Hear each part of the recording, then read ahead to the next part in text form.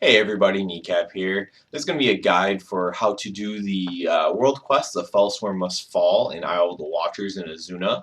I'm in Dollar. I'm going to take the flight path to the Isle of the Watchers. If you don't have that flight path, I suggest swimming there and getting it, and I'll pick up the video there. Um, Once you get here, I do want to give you a little bit of a warning.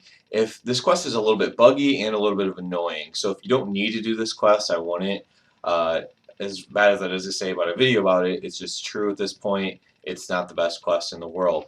If you can get a group, get a group. It'll make it much easier, especially with some tagging issues that are here. So even same faction tagging issues that were coming up. Also, if you're on a PvP server, it never hurts to be in a group either.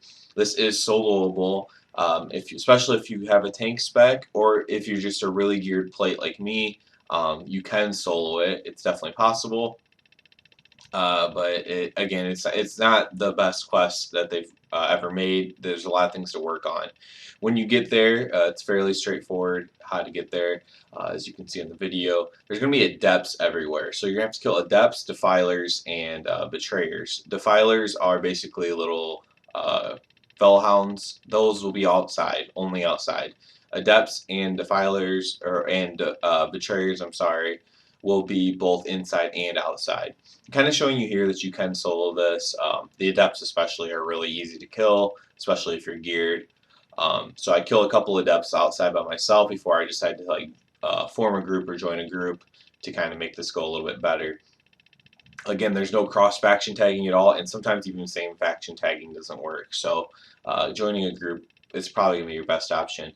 So you're you're gonna want to get all of your defilers outside. Cause that's the only place where they spawn. The little fellhounds. Those only spawn outside.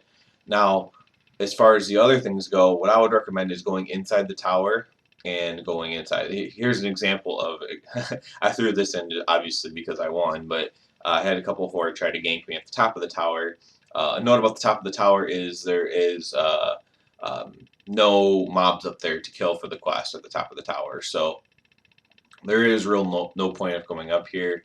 I was just kind of looking over the edge at the bottom to see if there was any um, betrayers spawn, because the betrayers can spawn outside, although you're going to have a lot more competition out there for them than in the tower. Especially again, if you have a group, you can kind of hone in on where I'll show you to go next, and it's actually where I advise you just to kind of farm it at.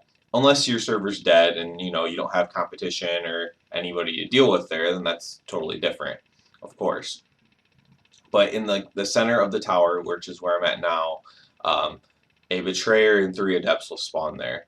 There's one important note about this, and that is that the betrayer and adepts will there'll be 4 of them, and which is hard enough, but they will reset if the person with aggro is out of this little uh, circle that they're in.